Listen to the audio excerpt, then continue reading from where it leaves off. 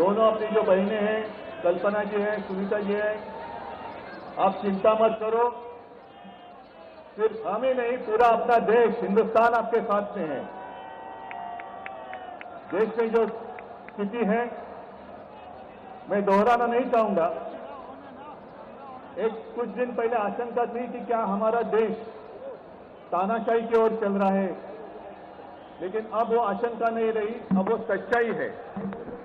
अगर बीजेपी सरकार को ऐसे लग रहा होगा कि अरविंद जी को अरेस्ट किया, हेमंत जी को अरेस्ट किया तो लोग डर जाएंगे, लेकिन उनको आज तक पता नहीं, उन्होंने अपने देशवासियों को कभी पहचाना नहीं।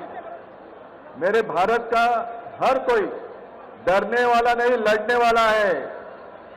और अगर हिम्मत है तो बाकी आपकी सारी एजेंसीज हैं, ईडी, सीबीआई, इनकम टैक्स, जैसे हम इंडिया गठबंधन बनाकर सबके सामने आए हैं, अगर आप में हिम्मत है तो बीजेपी को मैं कहता हूं, चुनौती देता हूं कि बाकी सारे लोगों को छोड़ दो, आप सीधा आपके बैनर पर लगा दो कि बीजेपी के साथ जो 3 साथी पार्टी है वो ईडी, इनकम टैक्स और सीबीआई है। लेकिन अब समय आया है, कितने दिन तक हम उनकी आलोचना करते रहेंगे?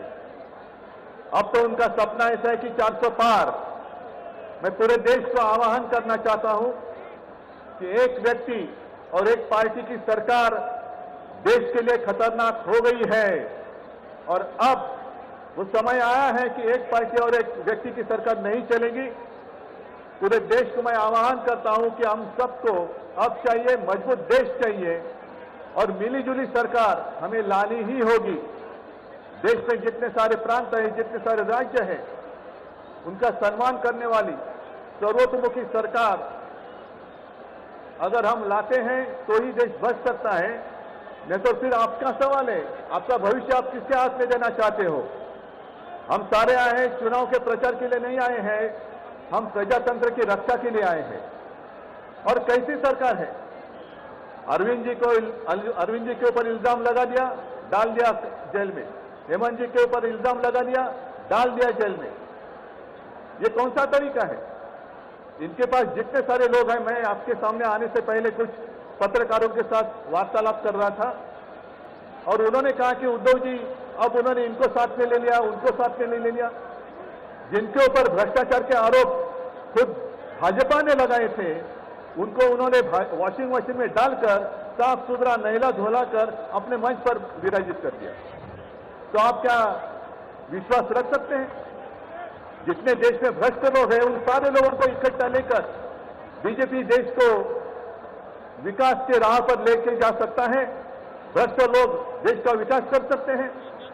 तो ये सारी उनकी जो बातें हैं, आज जो अपनी रैली है, किसी ने कहा कि बीजेपी ने इस रैली को ठगों का मेला कहा है। क्या आप सारे लोग ठग हैं? मेरे देश के वासी, मेरे देश प्रेमी लोग क्या ठग हैं? ये तो भ्रष्ट लोग हैं, भ्रष्टाचारी लोग हैं जो भाजपा में है, जुमलेबाज लोग हैं। और मैं ये भी जानता हूं, मुझे याद है कि कुछ दिन पहले उत्तर भारत के सारे किसान दिल्ली आना चाहते थे, नहीं आने दिया।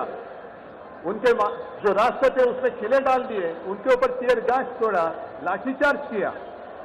तो मैं पूरे देश के किसानों को आह्वान करता हूं, आप अन्नदाता हो, आप अन्नदाता हो, अन्नदाता देवो भव हमारी संस्कृति है। जो सरकार किसानों को आतंकवादी मानती है और जो सरकार किसानों को दिल्ली आने से रोकती है, तो पूरे अब समय है कि पूरे देश के किसानों को आतंकवादी समझने वाली भाजपा सरकार को दिल्ली आने से रोकना होगा। जैसे आपकी राह, उन्होंने आपके रास्ते दिल्ली आने से रोकी थी, वैसे अब किसानों ने बीजेपी को दिल्ली आने से रोकना ही होगा। और एक नारा जो मैंने मुंबई में दिया था, वो जो कहते हैं कि आपकी बार 400 पार, मैं आपको आह्वान करता हूं कि जहां से आप आए हुए हैं, आप जाओ, अपने घर पे जाओ, जहां भी जाएंगे, गांव में जाओ, लेकिन एक नारा आपको देना होगा तानाशाही के खिलाफ, अब की बार भाजपा तड़ी पार, अब की बार भाजपा तड़ी पार। और ऐसे तानाशाही करने वाली सरकार अब हम दिल्ली आने नहीं देंगे, यही शपथ लेकर आगे हमें जाना होगा। और फिर से एक बार सुनीता जी, कल्पना जी, आप चिंता मत करो, पूरा देश आपके साथ है। आप लड़ाई जीतेगी और हम सब लड़ाई जीतेंगे, प्रजातंत्र जीतेगा। जय हिंद, जय महाराष्ट्र।